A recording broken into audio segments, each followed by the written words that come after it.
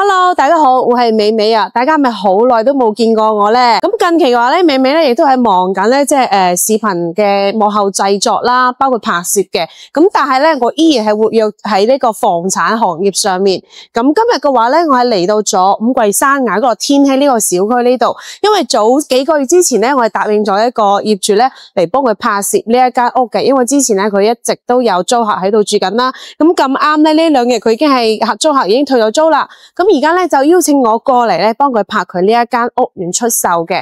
咁喺想去介紹呢個單位之前咧，我亦都喺呢度同大家講一下雅居樂天禧呢一個小區嘅具體情況。嗱，咁我哋見到啦，雅居樂天禧呢一個小區嘅話，佢大約咧係2016年嘅時候咧係開盤出售嘅。咁到係2019年之間咧，佢係分咗3期嚟去開售呢個樓盤，所以價格嘅話咧，大家買翻嚟咧，亦都有高價買翻嚟啦，亦都有比較低嘅價格買翻嚟嘅，價格咧有啲參差啊吓。咁加埋咧呢一個小區嘅話咧，係2019年嘅時候咧就完成咗交付啦。佢呢個小區嚟講嘅話，喺成個御龍山片區，佢嘅樓齡咧係比較後生嘅，包括咧我而家所在呢一個位置咧係佢嘅園林，可以見到佢嘅園林嘅設計啦，包括綠化咧，亦都係成個御龍山片區嚟講係最靚嘅。咁呢個小區咧，佢嘅戶型咧亦都係主打一個大戶型為主啦。咁最細則嘅話咧係130方，咁如果係最大嘅話就係去到404方嘅。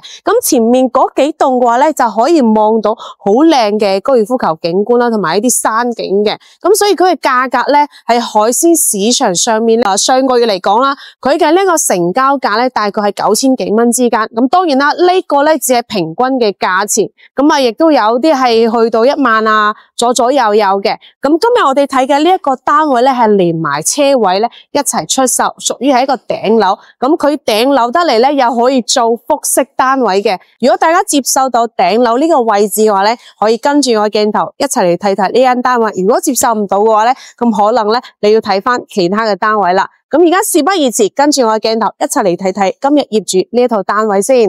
咁而家咧我就嚟到咗呢個單位呢度啦。呢個單位咧係南北對落174方嘅。咁外面嘅話咧就係2個電梯3戶，咁兩邊嘅話咧係174，中間嗰戶係129方嘅。咁呢一套咧係頂樓嘅單位啦。咁其實頂樓咧佢有一個非常之好嘅一個亮點咧，就係咧佢呢一個位置咧係可以挖空再往上咧做多一層，因為就係我哋所理解嘅呢一個頂樓嘅複式。咁我哋可以睇翻其實佢而家呢一個裝修咧係當時開發商嘅交樓標準嘅裝修，所以佢喺戶型上面咧係冇特別大嘅改動，包括咧佢亦都同你封埋呢度嘅。咁如果我想做多個複式嘅話咧，咁後期你又自己花少少錢咧喺呢度鑿開再往上做，咁咧佢嘅一個挑空咧大概咧就係7米度嘅。咁我哋呢度咧就係佢嘅客廳啦。咁啊其實家私啊電器嗰啲咧都係齊全嘅，包括我哋呢個廳咧係仲有個空調喺度，呢邊咧就係飯廳，成個開間係非常之舒服，亦都係非常之新淨啊！因為早期嘅時候咧，業主係將佢出租咗俾一個香港嘅夫婦啦，咁然之後咧佢哋住喺呢度嘅時候咧，咁佢哋住喺呢度咧，亦都係比較企理嘅。咁有人話啦，呢啲嘅話咧，業主會唔會搬走啊？咁如果你買低嘅話，你覺得呢啲嘢可以用到嘅話，業主咧都係送埋俾你嘅。咁我哋再睇翻呢個陽台啦，因為佢係南北對流。嗱，呢個陽台咧佢係比較長身嘅，呢度咧係連埋隔離呢一間客房嘅。咁然之後我哋嘅陽台咧，呢度望出去嘅景觀咧，其實都係比較開揚嘅。咁嗰邊就係半山中心城啦，底下就係別墅，咁前面咧就係星耀嘅3期啦。咁底下我哋見到有一塊空地咧，目前咧係未有啲咩規劃嘅，咁啊唔保證佢後期咧會起樓啦。咁同埋我哋正前方呢度咧係有個登賢路，係即將會通車噶啦，已經就做好晒雙向6車道，咁到時候咧喺天禧門口自己揸車過到去咧，可以去到溫泉啊，包括我哋三鄉嘅順昌啊、大潤發啊，去到中心位置嘅。咁呢邊嘅話咧，佢呢度會有一個突出嚟嘅嘢咧，咁後期你唔需要，亦都可以將佢剷走嘅。咁你見到其實呢個挑空係非常之舒服嘅。咁我哋再去睇翻佢嘅呢一個室內嘅格局。我哋再睇翻飯廳呢度啦。咁呢邊嘅話咧就係佢嘅餐台位置啦。咁呢邊就係我哋入門口嘅位置。呢度咧其實都非常之簡單，做咗啲可以移動嘅鞋櫃嘅。咁你中意可以保留翻，唔中意嘅話後期你自己換翻自己中意嘅。咁再過嚟咧就係廚房。咁廚房咧亦都係好企理嘅，基本上咧就冇啲煮食嘅痕跡啦。抽油煙機爐頭呢啲全部都係好乾淨企理。咁174方，其實呢個廚房咧都已經係足夠用噶啦。咁我哋就睇翻佢後陽台，後陽台呢個位置咧，佢都好闊落嘅。咁我哋望出嚟嘅話咧，係望到咧天禧嘅園林啦，包括你見到樓間佢咧都唔會話係挨得好埋，都算係好舒服嘅。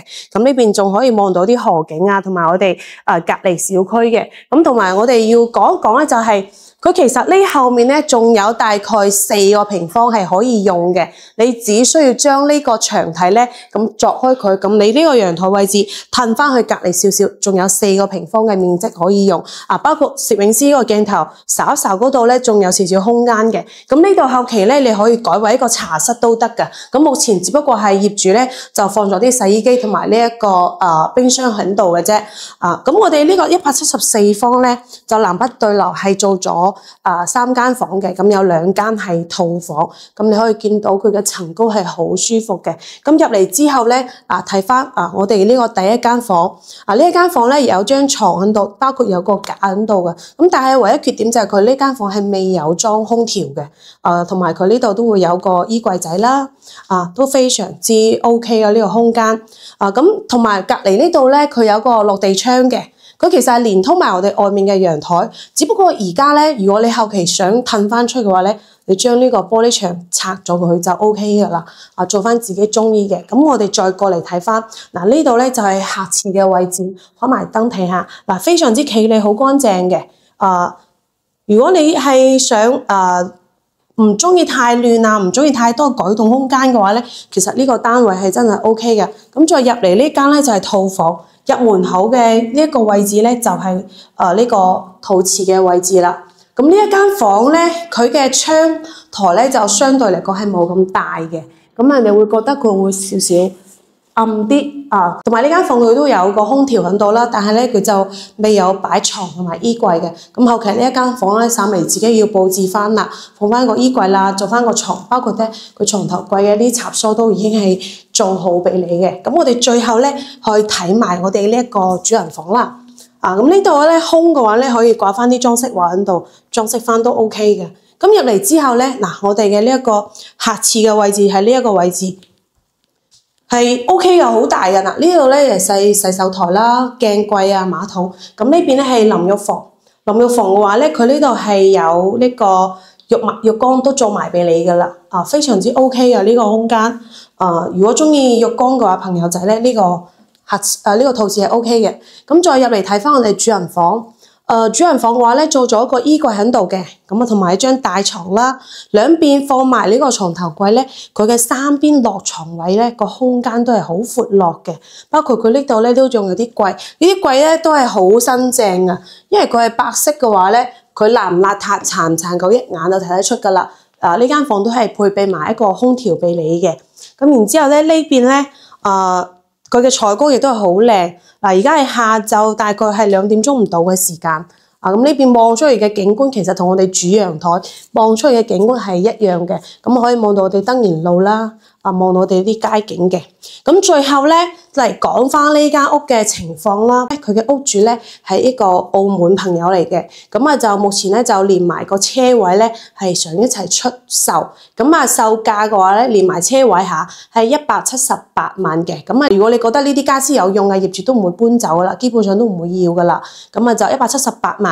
咁如果大家咧最近亦都留意緊天禧嘅單位，尤其是中意啲大陽台又或者想自己做一間複式嘅話咧，咁可以留意翻呢一間後台。如果有對呢間屋有感興趣嘅朋友咧，可以私信美美。今期我哋呢間屋嘅分享咧就到呢度啦，咁我哋下期再見啦，拜拜。